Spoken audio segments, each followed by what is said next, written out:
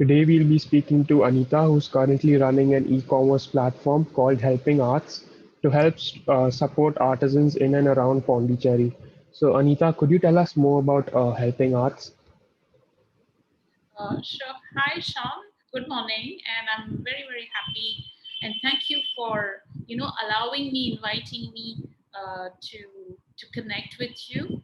And you're doing a very good initiative. Thank you for that opportunity. So I actually started helping arts. I had this passion. I always had a passion to help the artisans who really do the traditional work. And during this pandemic, most of the artisans in Pondicherry and around, they were struggling because they had stocks they couldn't sell and there was no exhibitions. So I started actually putting up some photos and on Instagram and social media, and to ask my friends to buy from them. And this idea, helping arts, also I had this idea of creating it last year. So I had my logo, helping arts, ARTS. It also sounds like helping arts, like your heart, saying I want to help the local artisans who are struggling, of course, and I want to maintain their traditional work, which should not disappear. And the main important thing in helping arts as well is to promote the sustainable products that they create. And today I managed, due to the lockdown, I managed to open my website, e-commerce. I'm so happy because I really want to support these guys. Yeah, I think that's a really good initiative for all the artisans. What could students do to contribute to such initiatives? Like, what can they do to give a helping hand to these initiatives? So first of all, I mean, students in Kodi, for example, your school, you can always support your local artisans.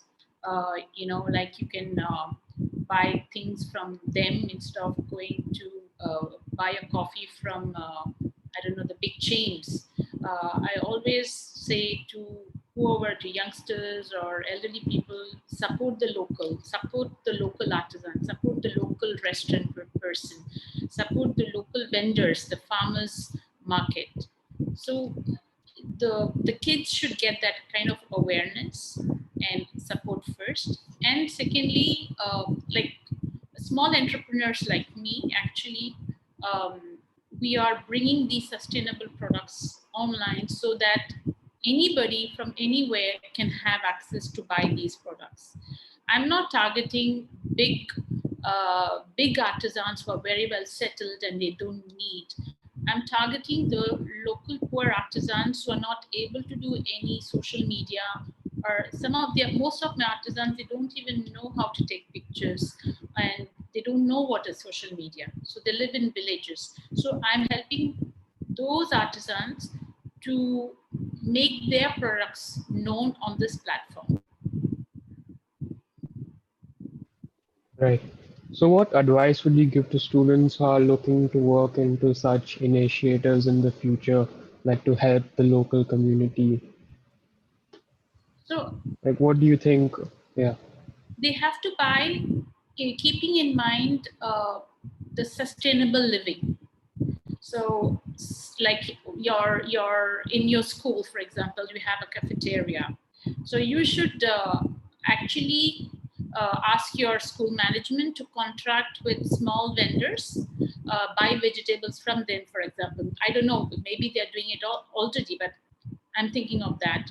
And also buying your school, stationaries from these small artisans. Like, for example, in my project, I have artisans who they make pencils out of wood, and then once the pencil is finished, for example, you can plant it and it becomes a seed, it becomes a plant.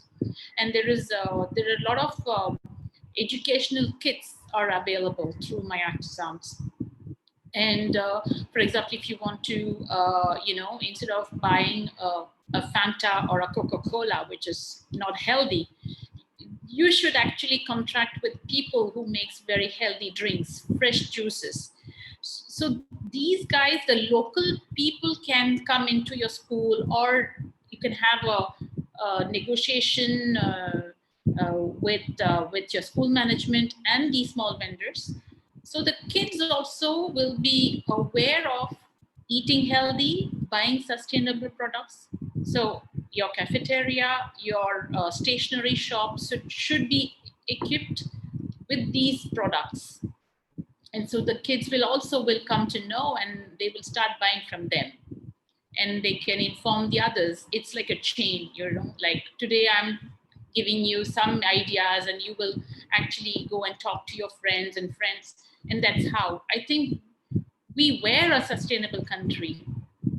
And unfortunately, we have taken some bad habits using plastics. For example, what the kids can do also, they can go around all the shops, and instead of the guys, the vendors giving plastic bags, actually the kids from your school, they can make paper bags, and they can give it to these vendors. Whatever price these vendors are buying from those plastic bags, you can actually uh, sell those paper bags to them for the same price, and then cut down all the plastic bags in your town. So many such things, or recycled plastic baskets. You can ask them to sell, or fabric cloth. So the kids also can go and give them some information. I won't say advice, because sometimes the elders doesn't like the kids if they go give an advice, but at least give them an awareness. And you can also, the kids from your school, they can go and give awareness and learnings to other schools around as well.